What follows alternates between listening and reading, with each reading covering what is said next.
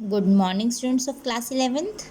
Today, in our economics class, we are going to start our chapter number 9, that is concept of revenue. First of all, what is revenue? Revenue होता क्या है? Revenue देखिए बेटा, हम जो भी अपनी कॉमोडिटी बेचते हैं, ठीक है, उससे मिलने वाला जो हमें इनकम है या मनी है, that is known as revenue. अगर मान लीजिए हमने 5 पेंसिल्स बेची, 5 पेंसिल्स की कीमत है 50 रुपये, ठीक है, 5 पेंसिल्स की कीमत है 50 rupees. So 50 rupees will become our revenue. Okay. A commodity, by selling a commodity whatever money a firm receives is called its revenue. किसी भी कॉमोडिटी को सेल करने पर जो भी पैसा एक फर्म को मिलता है वो क्या कहलाता है? उसका revenue. Revenue and profits are different concepts. देखिए, प्रॉफिट तो क्या होगा जब हम रेवेन्यू में से कॉस्ट माइनस कर देंगे. प्रॉफिट इज व्हेन रेवेन्यू में से जब हम कॉस्ट माइनस करते हैं. और रेवेन्यू क्या होता है? जब हम प्रॉफिट में कॉस्ट प्लस कर देंगे, वो हमारा क्या हो जाएगा? Revenue. Okay. Total revenue, marginal revenue और एवरेज रेवेन्यू, 3 कॉन्सेप्ट हैं ये. टोटल रेवेन्यू मतलब जो हमें टोटल कॉमोडिटीज़ गिवन हैं, एक गिवन आउटपुट की सेल करने से जो हमें मनी रिसीव हुई है, that is known as total revenue.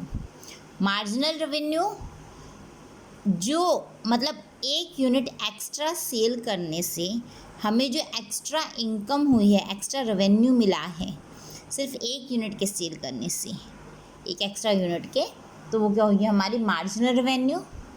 Average revenue total revenue को सेल करने से, ठीक है, जब हम पर यूनिट रेवेन्यू निकालते हैं.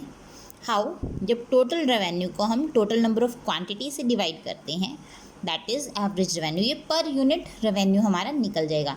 एक यूनिट पे हमारी कितना इनकम है या फिर कितना हमने कमाया है. देखिए, total revenue, revenue that a firm gets by selling a given output. हमें आउटपुट गिवन है, ठीक है, उसको सेल करने से जो रेवेन्यू एक फर्म को मिलता है, that is known as total revenue. Okay.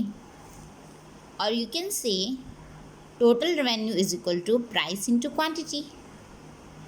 Marginal revenue, it is the change in total revenue.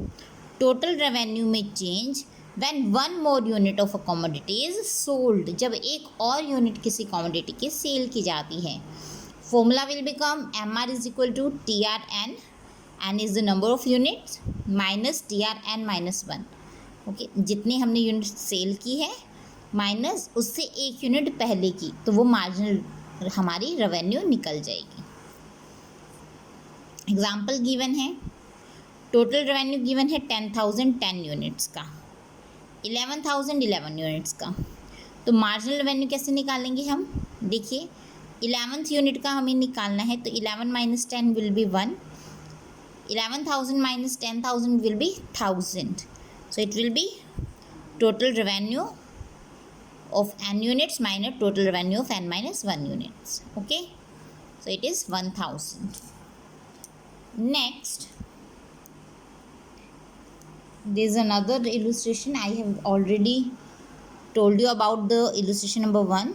You can look at the illustration number 2 also. It is also simple. Now next topic is average revenue. Average revenue क्या होता है? देखिए, it is the revenue per unit of output. एक unit output की एक unit पर कितना revenue हमें मिल रहा है, that is average revenue.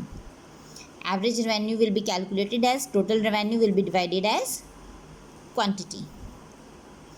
Average revenue is the per unit revenue received from the sale of a commodity is the same as price of the commodity.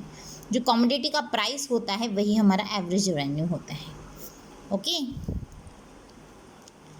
AR price के equal कैसे हैं? देखिए, टोटल रेवेन्यू हमारा होता है price into quantity. Average revenue होता है total revenue divide by quantity. अब TR की जगह प्राइस इंटू क्वांटिटी हम लिख सकते हैं, ठीक है, क्वांटिटी से क्वांटिटी कट हो जाएगा, it will be A R is equal to P. तो ए आर को प्राइस के इक्वल भी हम लेकर चल सकते हैं। Now there is a schedule or you can say table in which here it is given as unit of output, price is of rupees 10 of each unit, or you can say AR is rupees 10, first unit rupees 10, second unit is sold at rupees 10, again third unit 10 10 10, total revenue AR into Q, okay, AR into Q, 10 into 1 10, 10 into 2 20, 10 into 3 30, 10 into 4 40, and 10 into 5 50. Marginal revenue TRN minus TRN minus 1. TR is here 10 minus 0 10, 20 minus 10 10, 30 minus 20 10. So as you can see that here AR and MR both are equal. Okay. Now what is the relationship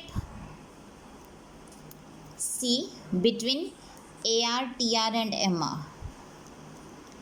First of all, we will consider their grammatical, or you can say graphical way. How do we show it on the graph? First of all, we will take output on OX axis and revenue on OY axis. Okay. OX axis और OY axis पर हमने एक पे output लिया, हमने एक पे revenue लिया। टोटल रेवेन्यू कैसा रहेगा हमारा? It is increasing at a constant rate, constant rate पे बढ़ रहा है ना, so it will B at the 45 degree from the origin. एक स्ट्रेट लाइन कर्व बनेगा, that is 45 degree. Okay, TR curve है ये हमारा, total revenue curve. TR when price is constant, इसमें प्राइस कांस्टेंट है, ना ही कम हो रहे हैं ना ज़्यादा। MR AR के इक्वल कब है? When price is constant. TR की हेल्प से MR और AR दोनों हमारे सेम रहेंगे, क्यों? यहाँ पर हमारे प्राइस कांस्टेंट है। Okay, next, what happens if AR is not constant? अगर AR कांस्टेंट नहीं है, देखिए इसमें AR हमारा सब में सेम था, ठीक है, तो इसमें MR भी कांस्टेंट है। लेकिन अगर AR कांस्टेंट नहीं है तो ये पहले तो कौन सी सिचुएशन में होता है? It happens under monopoly and monopolistic competition. Price tends to decrease as output increases. Okay, so here the table will B